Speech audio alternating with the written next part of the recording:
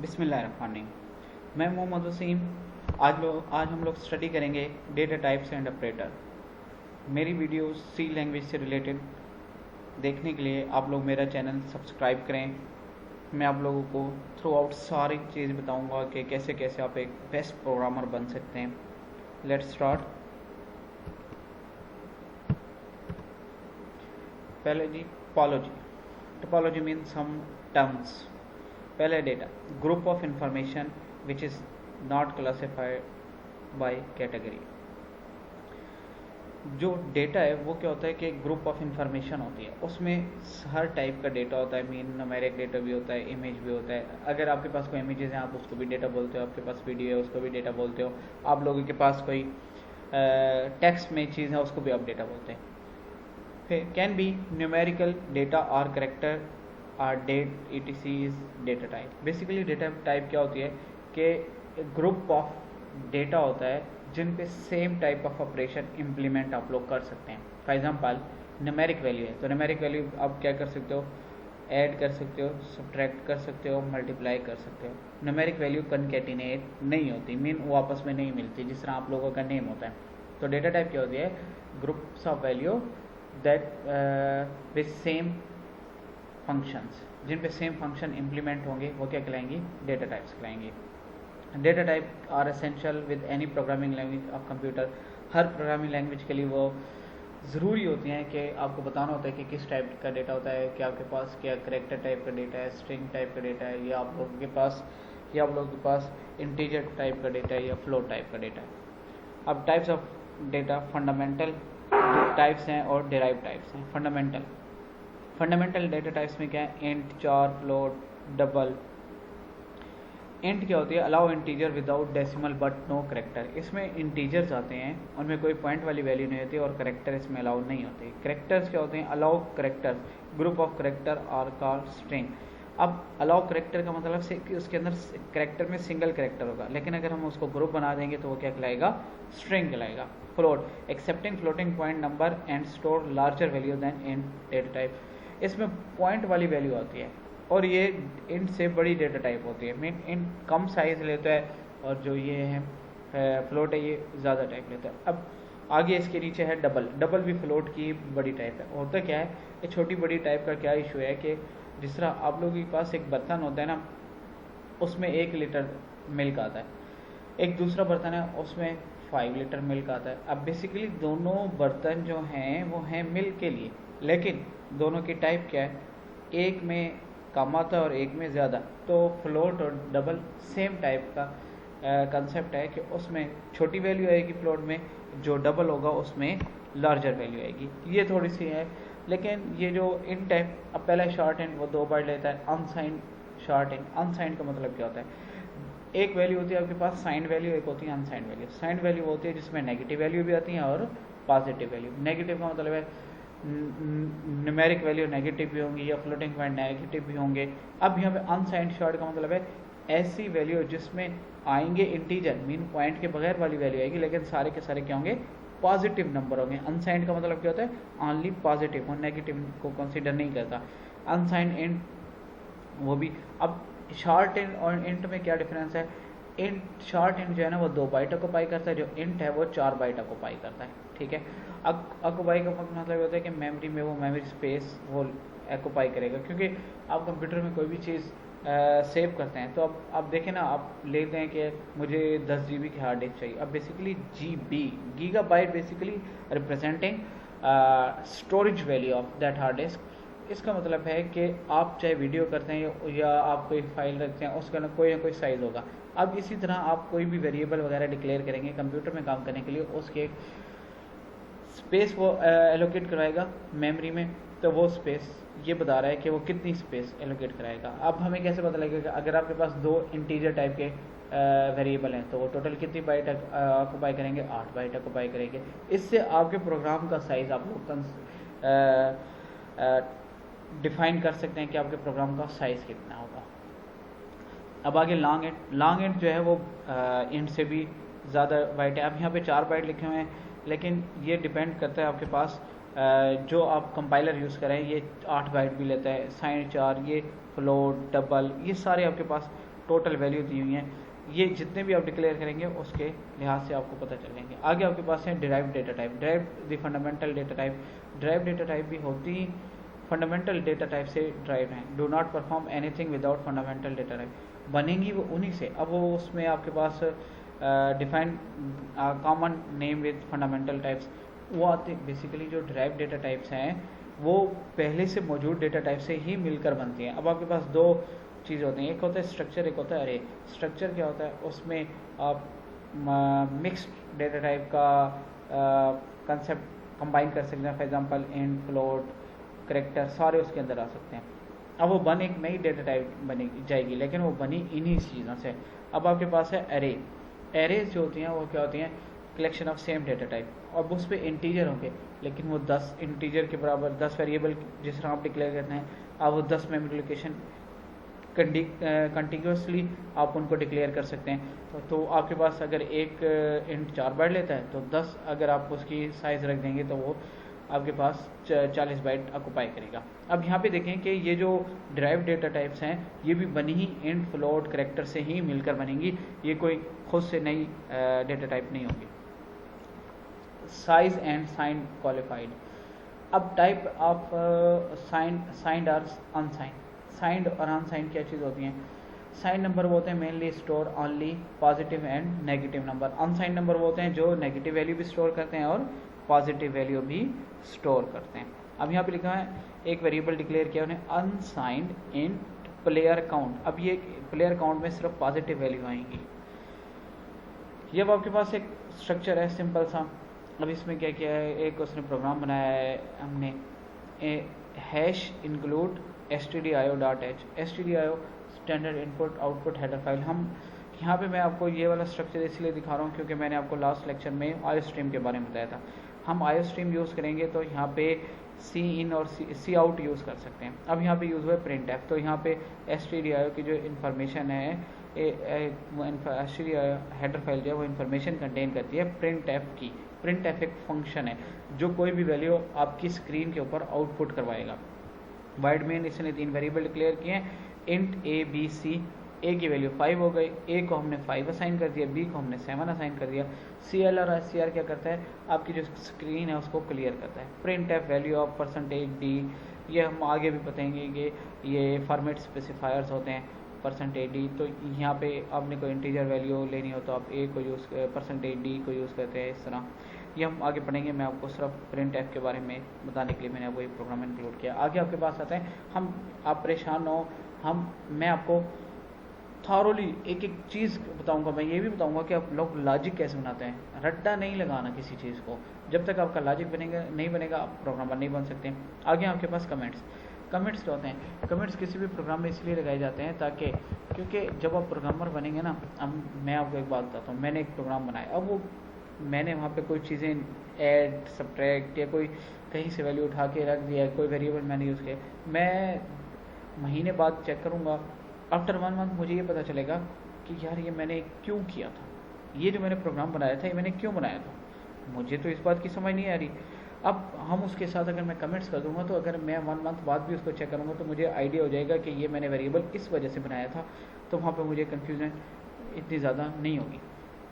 अब यहाँ पे आपके पास ये अगर आपने एक से ज़्यादा लगाने हैं तो एक से ज़्यादा लाइनों को कमेंट्स करना है तो आप स्लैश और स्टैरिक स्लैश, पहली लाइन पे जहाँ से कमेंट स्टार्ट करने हैं तो स्लैश स्टैरिक, और जहाँ पे एंड करने हैं तो स्टैरिक स्लैश आप इनक्लोज कर देंगे। अगर आपने सिंगल लाइन कमेंट्स करने हैं तो आप डबल स्लैश लगाएंगे तो आपके पास सिंगल लाइन्स कमेंट्स आ जाएंगे।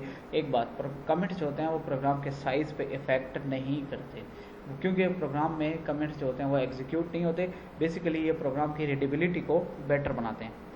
आगे आपके पास है ऑपरेटर्स। ऑपरेटर्स क्या काम करते हैं, ऑपरेटर ऑपरेशन परफॉर्म करते हैं किसके ऊपर, ऑपरेंड्स के ऊपर। फॉर एग्जांपल मैं कहता हूँ ना, ये आप लोगों के पास है 10, ये आप लोगों के पास है 10 और ये है 20, 10 और 20 ऑपरेंड है और प्लस ऑपरेटर है। ऑपरेटर क्या करेगा, ऑपरेशन परफॉर्म करेगा। अब आपके पास क्या है, अरिथमेटिक ऑपरेटर भी है और लॉजिकल ऑपरेटर भी है। ऑपरेंड क्या कहते हैं, जिनके ऊपर ऑपरेशन परफॉर्म किया जाता है। अब 10 और 20 जो हैं, 10 और 20 जो हैं, इसमें ऑपरेंड है और प्लस जो है वो ऑपरेटर है जो इन दोनों के ऊपर इंप्लीमेंट हुआ है। अब ये असाइनमेंट ऑपरेटर है, ये बता रहा है कि ये ऐड होके ये बता रहा है कि आपके पास आउटपुट क्या हो जाएगी, 30 आ जाएगी। अब हम ये देखते हैं कि इसमें कौन कौन से ऑपरेटर हैं। ये आपके पास प्लस का ऑपरेटर है, या अब ऑलरेडी आप लोग नॉन है। यहाँ पे ए की वैल्यू ए 10 आ गई, फिर माइनस का सब्ट्रैक्ट हो गई, मल्टीप्लाई का मल्टीप्लाई कर देगा डिवीजन। अब डिवीजन का जो है ना, यहाँ पे एक चीज़ देखें, 10/3 इज इक्वल टू, इसका आंसर है ए इज इक्वल टू 3.33। आमतौर पर ये आएगा, आप कैलकुलेटर से करेंगे, लेकिन इसका आंसर ये नहीं होता, क्योंकि कंप्यूटर में एक चीज़ है, अब डेटा टाइप्स का हमने अपने माइंड में रखना होगा कि अगर आप एक इंटीजर को इंटीजर से डिवाइड करेंगे तो आंसर भी किस में आएगा, इंटीजर में। अगर आप 10 को 3 से डिवाइड करेंगे तो 3.33 आंसर नहीं आएगा, इसका आंसर सिर्फ क्या होगा, 3। वो पॉइंट वाली वैल्यू को ट्रंकेट कर देगा, मीन टर्मिनेट कर देगा, वहाँ से वो ख़त्म कर देगा उस चीज़ को, पॉइंट वाली वैल्यू को। अब आपके लिए परेशानी, क्योंकि कहीं पे हमें पॉइंट के बाद वाली वैल्यू ना आए तो हमें रिजल्ट के अंदर डिफ्रेंशिएट नहीं कर सकते। हम लोग क्या करेंगे कि 3 के साथ पॉइंट अगर 0 लगा दूँ या 10 के साथ पॉइंट 0 लगा दूँ तो वैल्यू पे कोई इफेक्ट नहीं होगा। तो जब इंटीजर से डिवाइड होगा तो आंसर किस में आएगा, इंटीजर में। लेकिन जब फ्लोट और इंटीजर डिवाइड होंगे तो आंसर किसके अंदर आ जाएगा, फ्लोट में। अब आपके पास एक और ये नई चीज़ है, ये वैसे आमतौर पे हम आम इस्तेलाह में मार्केट में हम इसको कहते हैं कि जी ये आपकी परसेंटेज है। वैसे हम प्रोग्रामिंग लैंग्वेज में इसको कहते हैं मॉडुलस ऑपरेटर। मॉडुलस ऑपरेटर क्या करता है, रिमाइंडर आंसर देता है। मीन जब आप किसी वैल्यू को डिवाइड करते हैं तो उससे जब वो डिवाइड होकर आ जाता है तो आपके पास वो वाली वैल्यू आ जाती है। अब a is equal to 10 modulus 3, इसका आंसर क्या आएगा, ये 3 टाइम जाएगा तो 1 बच जाएगा, तो a की वैल्यू क्या आ गई, 1। अब यहाँ पे इशू क्या होता है, अगर ये होता 3 मॉडुलस 10 तो इसका आंसर क्या आना था, इसका आंसर होना था 3। इसका आंसर 3 क्यों होता, क्योंकि जो 10 है वो 3 पे डिवाइड नहीं हो सकता, हमने पॉइंट में जाना ही नहीं। एक और बात, पहली बात कि अगर ऊपर छोटी वैल्यू होगी नीचे बड़ी वैल्यू होगी तो मॉडुलस ऊपर वाली वैल्यू ही उसका क्या होगा, आंसर होगा। दूसरी बात, इसमें ये कभी पॉइंट वाली वैल्यू पे, मीन फ्लोटिंग पॉइंट नंबर पे इंप्लीमेंट नहीं होगा। मॉडुलस ऑपरेटर सिर्फ किस पे इंप्लीमेंट होता है, इंटीजर वैल्यू पे इंप्लीमेंट होता है। ये सारे के सारे आपके पास हैं बाइनरी ऑपरेटर। बाइनरी ऑपरेटर क्यों कहते हैं, क्योंकि इनके अंदर आपको 2 ऑपरेंड्स की ज़रूरत होती है। यहाँ पे देखें, अब प्लस जो है वो 2 के दरमियान होगा, माइनस भी 2 के दरमियान, मल्टीप्लाई भी, डिवाइड भी, मॉडुलस भी 2 के दरमियान होगा। यहाँ है यूनरी ऑपरेटर। यूनरी ऑपरेटर क्या करते हैं, जिसके लिए एक ऑपरेंड की ज़रूरत होती है, और ये प्लस प्लस का हमने लिखा हुआ है, ये क्या करेगा, हमें 1 का इंक्रीमेंट करके देगा। अब a की वैल्यू अगर 2 है तो मैं क्या करूँगा, a प्लस प्लस लिखा है तो a की वैल्यू क्या हो गई, 3। अब माइनस माइनस क्या करेगा, a की वैल्यू डिक्रीमेंट कर देगा। a अगर 2 है तो a माइनस माइनस तो a की वैल्यू क्या हो जाएगी, 1। साइज ऑफ ऑपरेटर रिटर्न करेगा साइज। अब मैं लिखता हूँ साइज ऑफ इंट, तो वो बता रहा है 2 बाइट। अब यहाँ वैसे मैंने आपको बैक में बताया कि 4 बाइट, ये डिपेंड करता है आपके कंपाइलर पे। जो अगर टर्बो सी यूज़ करेंगे ना तो उसमें वो 2 बाइट ही कंसिडर करता है इसको। आगे आपके पास है असाइनमेंट ऑपरेटर। असाइनमेंट ऑपरेटर में ये जो सिंपल साइन है ना, ये साइन ए असाइन 10, ये असाइनमेंट ऑपरेटर है। यहाँ पे हम इनको अब असाइनमेंट ऑपरेटर को किसी और ऑपरेटर के साथ मिला के लिखते हैं तो इसको कहते हैं compound operator, compound assignment operator. अब मैंने लिखा है plus assign, increment then assign. अब इसमें क्या होगा कि आपके पास इसका जो कंसेप्ट है वो थोड़ा इस तरह होता है कि आप अगर यहाँ से वर्ड को मैं ओपन कर लेता हूँ, मैं आपको बता देता हूँ। यहाँ पे हमने लिखा है ना a प्लस इक्वल टू 3, इसका मतलब क्या होगा, मैं थोड़ा सा इसको बड़ा कर लेता हूँ, प्लस इक्वल टू 3, तो हम इसका मतलब होगा a is equal to a plus 3। जब आपके पास असाइनमेंट ऑपरेटर के बोथ साइड पे सेम ऑपरेंड हो, लेकिन वो वेरिएबल हो, कांस्टेंट नहीं, वेरिएबल हो, और ऑब्वियसली लेफ्ट साइड पे कांस्टेंट आ भी नहीं सकता, तो ये जो आपके पास वैल्यू है तो हम इस वैल्यू को कंबाइन करके लिख सकते हैं a प्लस इक्वल टू 3। अब अगर a की वैल्यू यहाँ पे हम ऊपर मेंशन कर दें,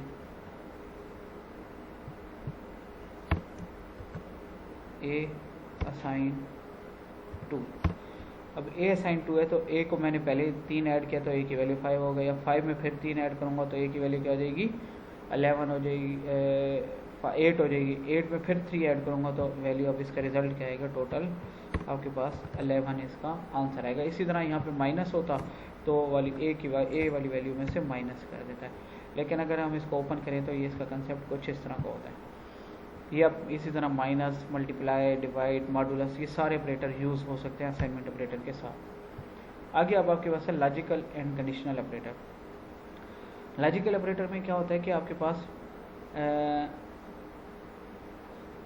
ये अब आपके पास है क्वेश्चन मार्क और ये कॉलन, इसको कहते हैं टर्नरी ऑपरेटर। इसमें क्या होता है कि कुछ इस तरह की कंडीशन होती है कि फॉर एग्जांपल ए की वैल्यू 1 है और बी की वैल्यू 2 है।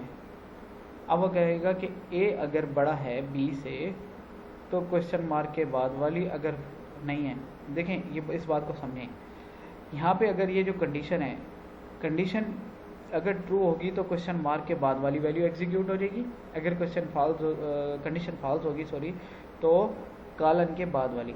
मीन अगर ए की वैल्यू 1 है ना, 1 ग्रेटर है 2 से, कंडीशन फॉल्स हो जाएगी तो ए नहीं आएगा, वैल्यू क्या शो हो जाएगी बी। मीन रिजल्ट में 2 शो होगा, ए वाली वैल्यू 1 शो नहीं होगी। एंड ऑपरेटर में ऐसा होता है कि आपके पास जब तक सारी कंडीशन ट्रू ना हो तो रिजल्ट ट्रू नहीं आता। अगर एक भी कंडीशन फॉल्स होगी तो रिजल्ट फॉल्स होगा। ये आर है, ये मैं आगे आपको इस एग्जांपल के अलावा मैं आपको एग्जांपल करके दिखाऊंगा। ये आर में डबल बार लगती है, तो इसमें एक भी कंडीशन ट्रू होती है तो वो ट्रू कंसिडर कर लेता है। निगेशन में क्या है, देखें आपके पास, अब मैं ऊपर वाली भी बता दें, चले m की वैल्यू 10 है, n की वैल्यू भी 10 है, m एंड n ट्रू, यानी कि वो दोनों बराबर हैं। यहाँ पे वैसे इसके अलावा हमने कंडीशन यूज़ करनी थी। अब m की वैल्यू 10 है और n की वैल्यू 5 है, दोनों में से एक भी वैल्यू ट्रू है तो वो रिजल्ट क्या देगा, ट्रू। ये मैं आपको एक और नेक्स्ट लेक्चर में तो टेबल बना दूंगा एंड और आर का। अब यहाँ पे देखें m की वैल्यू अगर 20 है तो m नॉट इक्वल टू 20, तो m की वैल्यू तो 20 है तो 20 नॉट इक्वल टू 20, कंडीशन क्या आ जाएगी, फॉल्स। अब यहाँ पे हमें एक कंपेयर करने, is equal to, double equal लगाते हैं तो इज इक्वल टू, अगर सिंगल इक्वल लगाते हैं तो ये देखें यहाँ पे सिंगल इक्वल है, इसको यहाँ पे इक्वल नहीं पढ़ते, इसको पढ़ते हैं असाइनमेंट ऑपरेटर। यहाँ पे डबल इक्वल है, कंपेयर टू वैल्यू, ए की वैल्यू 2 है, बी की वैल्यू भी 3 है, a is equal to b, condition क्या हो जाएगी, फॉल्स, क्योंकि 2 बराबर नहीं होता 3 के। ये एक छोटा सा प्रोग्राम है, ये मैं आपको जब प्रोग्रामिंग सिखाऊंगा तो बता दूंगा। आगे आपके पास है जी, आगे आपके पास है ऑपरेटर प्रेसिडेंस।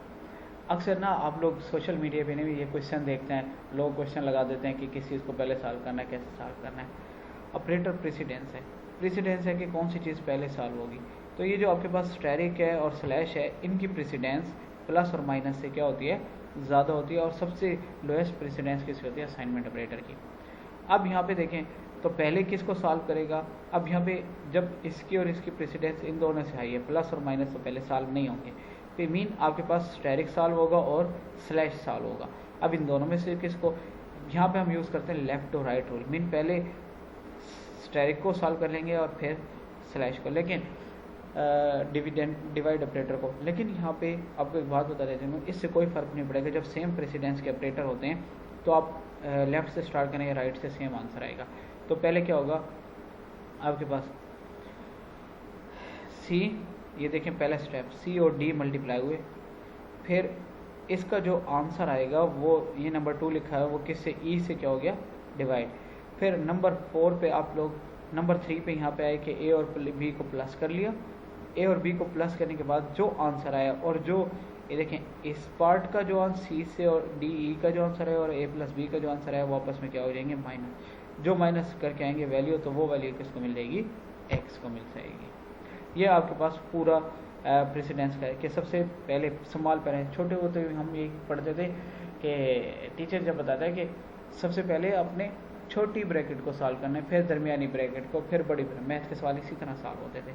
तो पहले आपके पास स्मॉल पैरेंथेसिस, फिर ब्रैकेट्स, अगर कोई डॉट ऑपरेटर है, एरो साइन है, पॉइंटर है, इंक्रीमेंट और डिक्रीमेंट है, तो वो उनकी प्रेसिडेंस भी ज़्यादा है। अब यहाँ पे ये पोस्ट फिक्स है, पोस्ट फिक्स मीन बाद में ये मैं बताऊंगा कि पोस्ट फिक्स और प्रीफिक्स में क्या डिफरेंस है। अब ये आपके पास प्लस माइनस ये ज़्यादा इतने याद नहीं होते। फिर आपके पास अब प्लस और माइनस यूनरी, अब इस बार ये प्लस और माइनस आगे लिखा हुआ है यूनरी, इसमें और दूसरे प्लस माइनस में क्या है, देखिए मैं कहता हूँ आपको एक प्लस 10 आपके पास 10 रुपीज़ हैं, इसका मतलब है उसके साथ प्लस लगाएं या ना लगाएं वो प्लस होते हैं। मैं आपको कहता हूँ कि आपने मेरे 10 रुपये देने हैं तो -10 मीन आपकी तरफ आ गए। तो अक्सर नेगेटिव वैल्यू के साथ नेगेटिव साइन होता है, तो उसके साथ एक ही वैल्यू होती है ना, यानी कि -55।